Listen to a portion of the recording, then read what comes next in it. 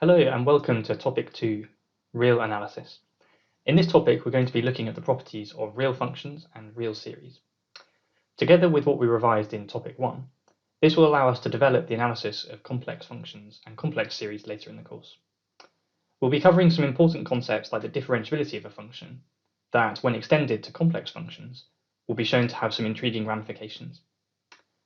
Now, in this first video, we're going to look at a few important properties of real functions.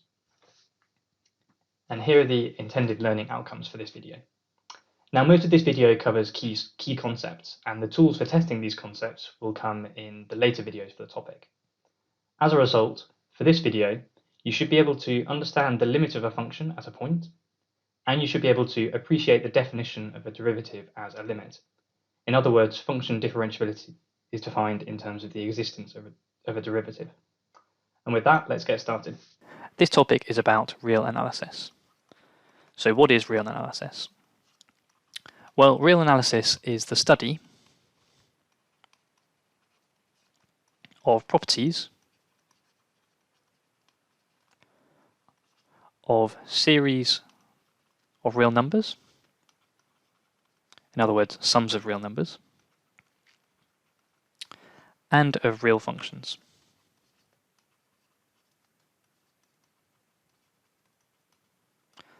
And let's first look at functions in some detail. So a real function, denoted by the letter f, takes as its input a real number and maps it to an output, which is also a real number. Now, of course, in general, you can have multiple real numbers as inputs and multiple real numbers as outputs, but for now, let's just deal with a single input and a single output. The terminology we use for this is we say these take real inputs, we say from the domain, and it maps these to real outputs that we call the range. And we can depict this by first drawing a real number line corresponding to the domain of our function, which we understand as the input. And numbers on the real domain are mapped to numbers on another real line representing the range or the output. So for some function, we might consider the real number x1 as an input, and that gets mapped, for example, up here to f of x1. Similarly, x2 might be mapped down here to another real number, f of x2. Of course, we know that we typically depict functions like this using a graph.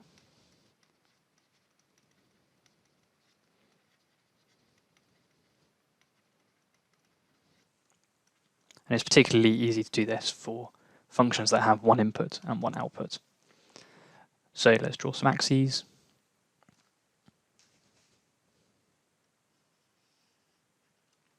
Where this is the input x, this is the output f of x, and our function might look something like this. And we would say that the input x1 is mapped to the output f of x1, and some other input x2 is mapped to some other real number f of x2.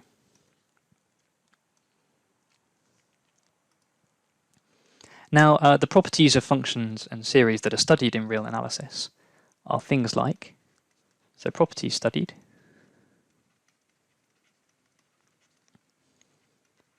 are things like continuity of functions,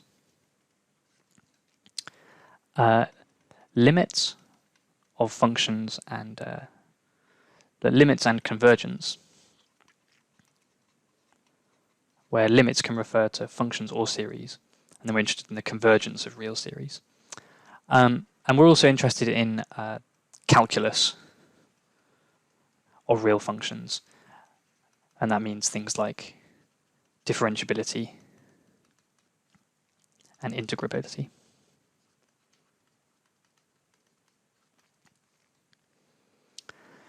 Now, in this lecture, we're going to be concentrating on real functions and real series, but many of the notions are going to be carried over to complex analysis.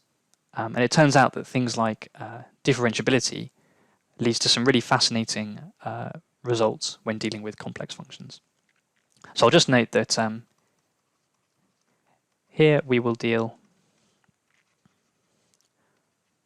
with real functions and series, but the notions will also carry over to complex analysis later on in the course.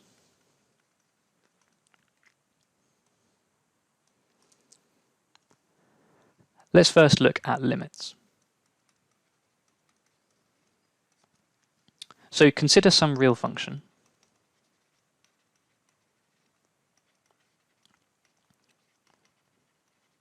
And let's denote it by f of x.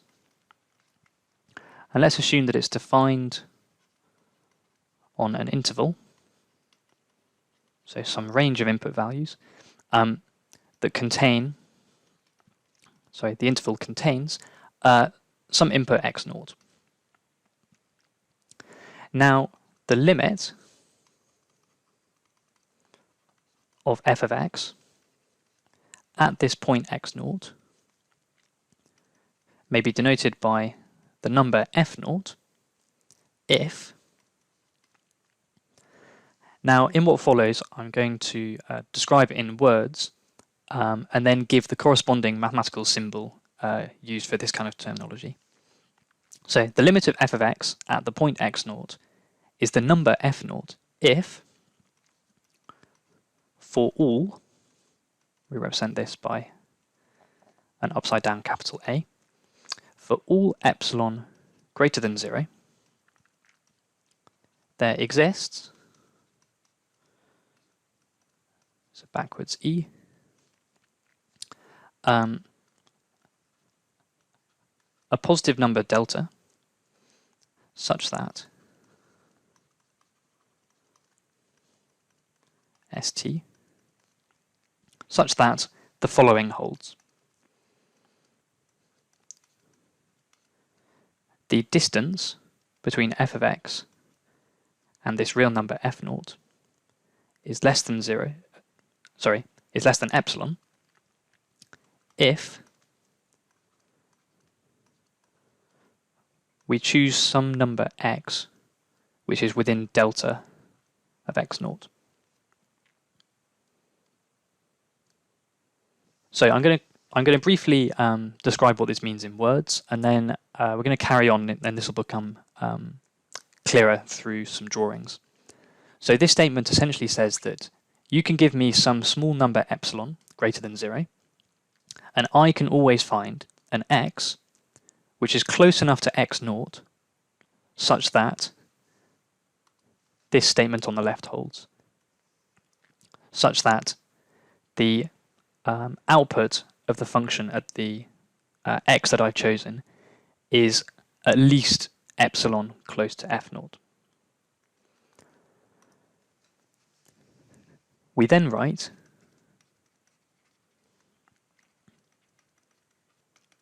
that the limit as x tends to x naught of f of x is the number f naught. Note that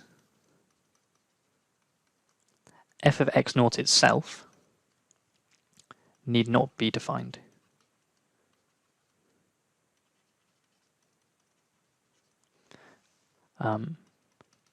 Limits only need to be approached.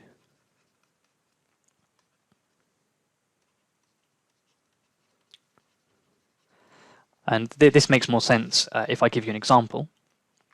So consider the real function f of x is sine of x divided by x.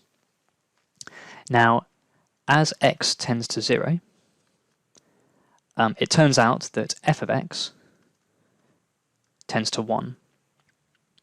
And in fact, the value of this function at 0 is undefined, which is clear if you look at f of x, because you're taking 0 divided by 0, which is undefined. It turns out that functions that have this indeterminate form can still be treated using something called L'Hopital's rule that we're going to use later on in the course, and we will also derive it.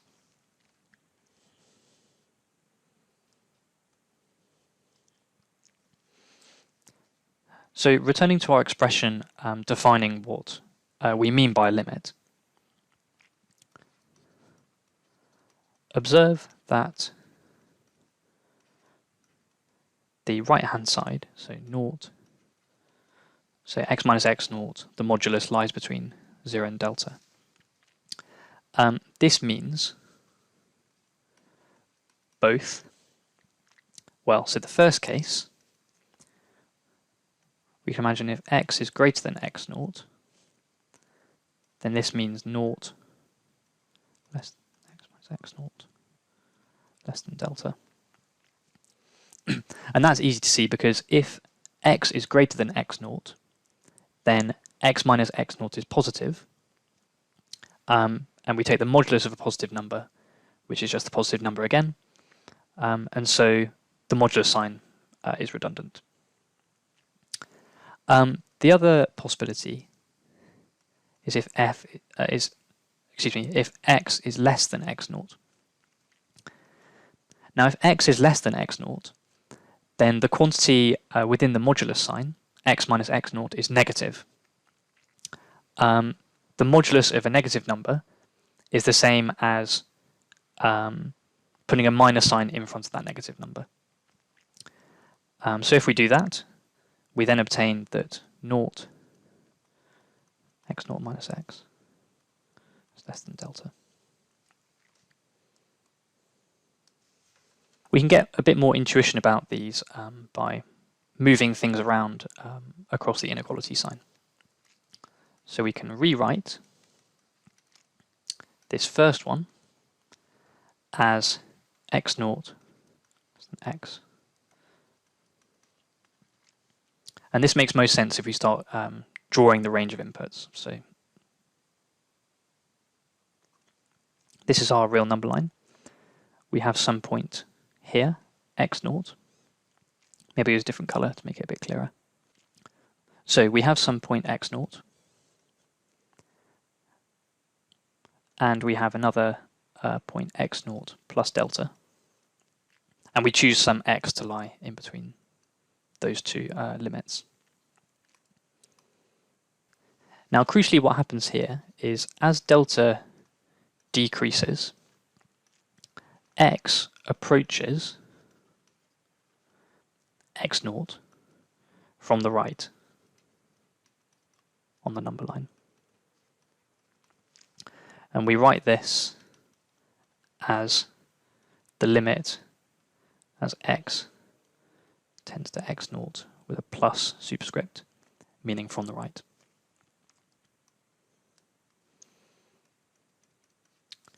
If we rewrite the second case,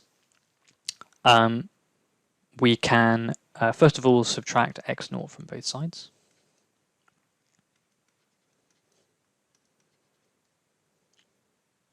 Sorry, from all sides.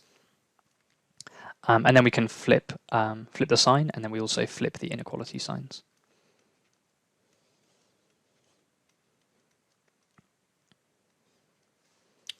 And again, we can draw our number line. We've got the point x naught that we want to find the limit at. We have x naught minus delta, and this time x is constrained to lie in between those. And here what happens is as delta decreases, x approaches x naught from the left. and we write this as the limit of x tends to x naught with a minus superscript. Now the key point of all this is that for the limit to exist, these two approaches, in other words from the left and from the right, must yield the same value, the same real number f naught. So these two approaches, in other words choosing x to approach x naught from the right or from the left, must yield the same value f naught for the limit to exist.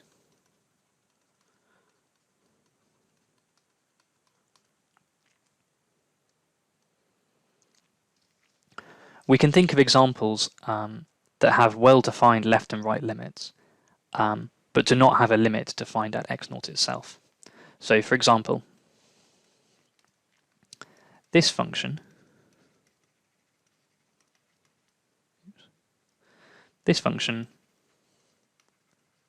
has well-defined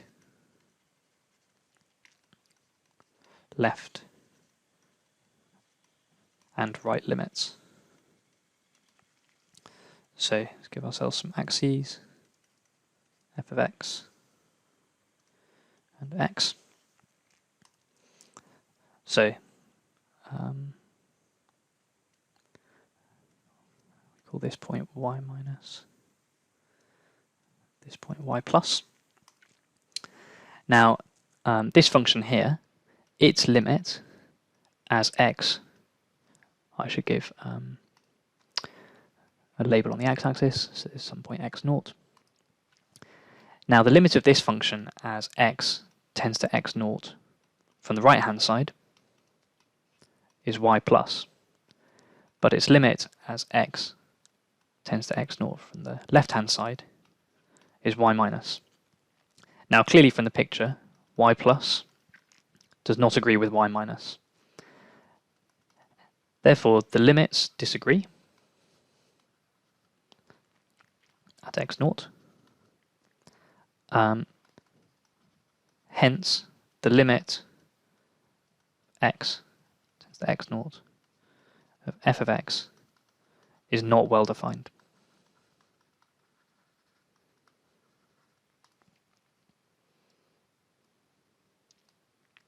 Later on, we will see that the requirement for different limits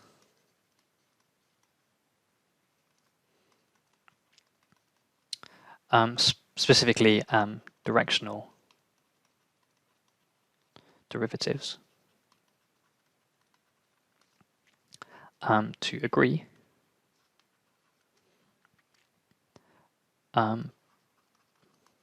becomes a very strong condition for complex functions.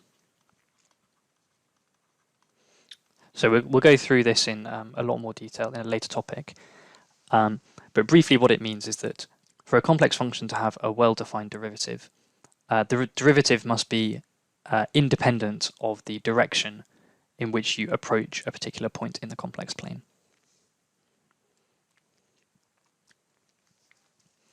We'll now talk about continuity. Continuity essentially means no discontinuities. And we can think of these as abrupt changes in function value.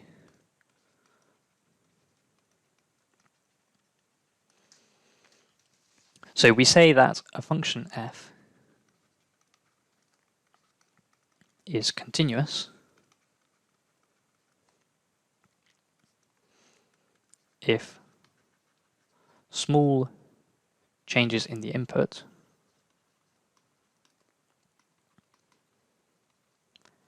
give small changes in the output.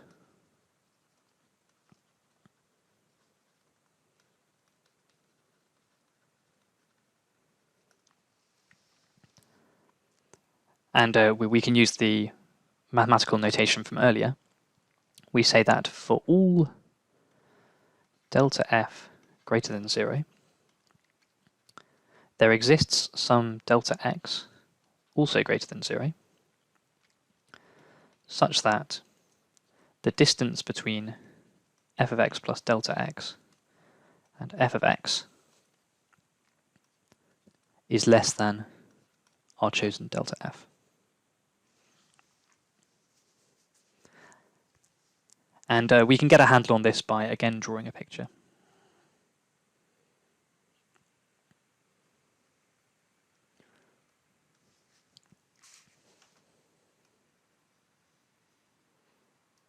We draw some function f, given by this purple line, and we pick points x and x plus delta x on the input, and look at the corresponding outputs.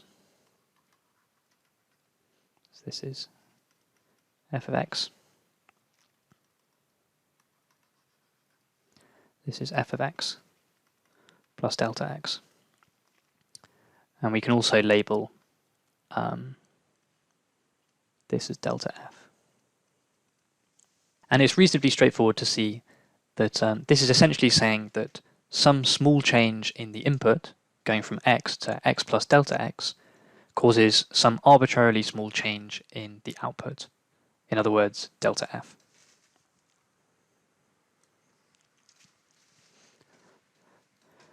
Let's talk about differentiability.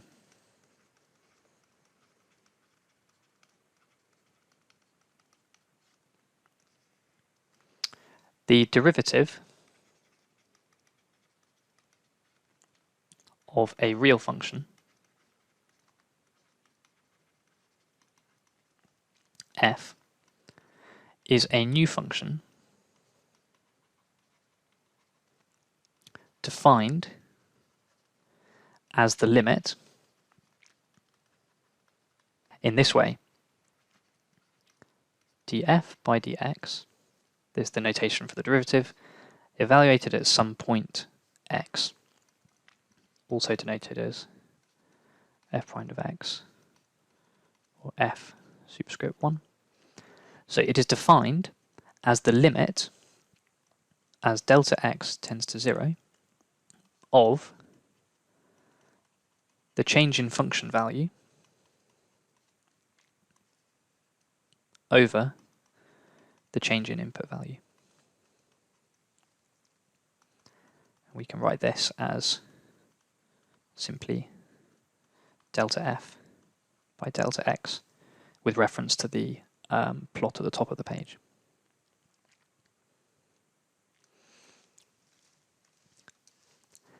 Now, crucially, and this is a very important point, a function is differentiable at some point x only if this limit exists and is independent of the direction from which x is approached.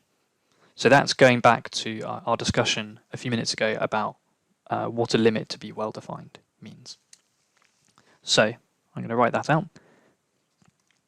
A function is differentiable at x if the above limit exists and is independent of the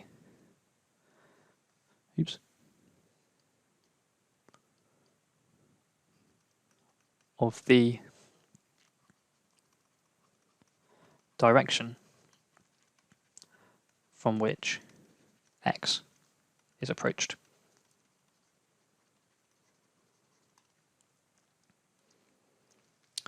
And higher order derivatives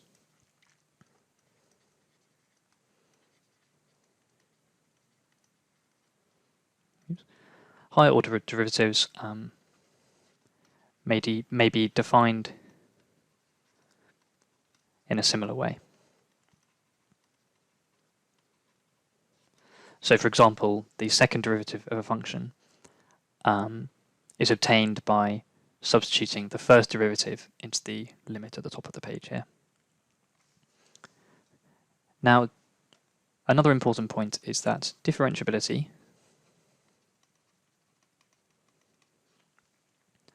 at some point x0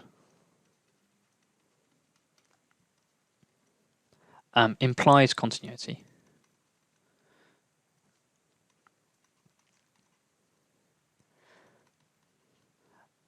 But the converse does not generally hold.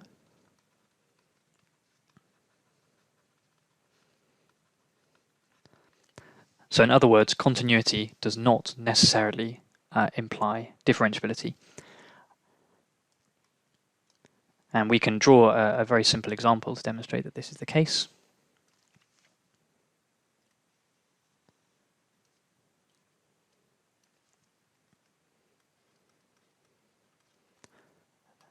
Let's say our function does this, where there's this kink at x0. Now we can say that in this case, the derivative for x less than x0, x less than x0 is +1, but for x greater than x0 is -1. So even though this function is obviously continuous, the derivative is not unique at x0.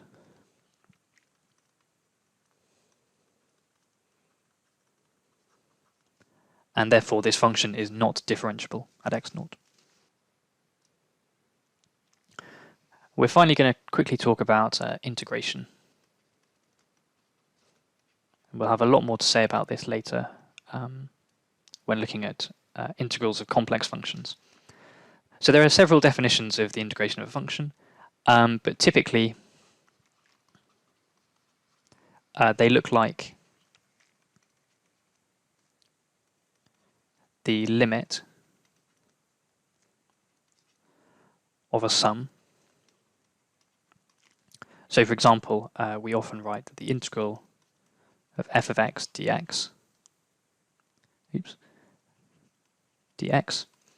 is the limit as the width of some slice, delta xi, approaches 0, of the sum of the function value at some point times the thickness of the slice at that point.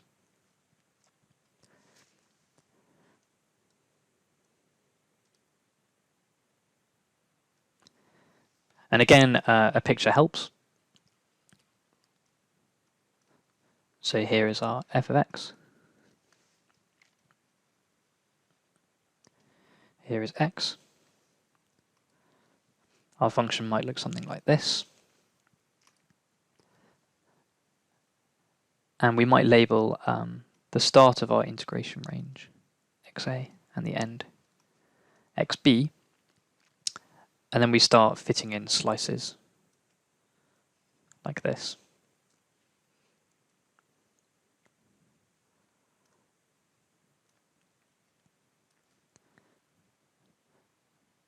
The width of these slices is delta xi, associated with some point xi.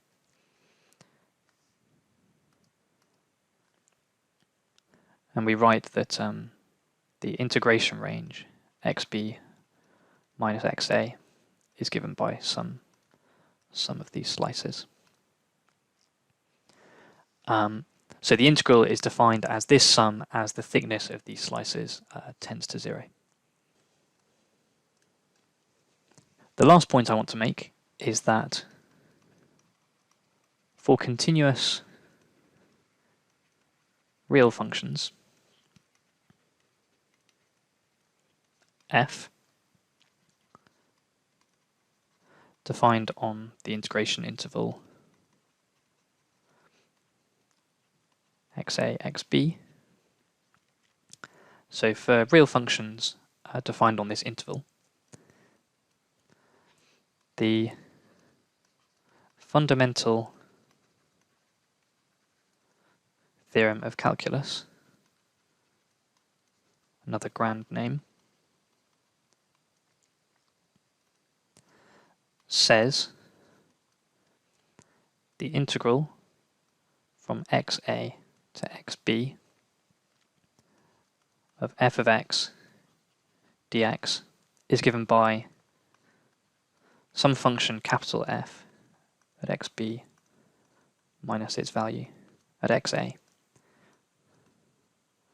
where this function capital F is the antiderivative of f. In other words, d capital F by dx is f. And of course you're familiar with this from, for example, integrating functions of the form x to the n. You raise the power by 1 and divide by the new power, and the derivative of that would return x to the n.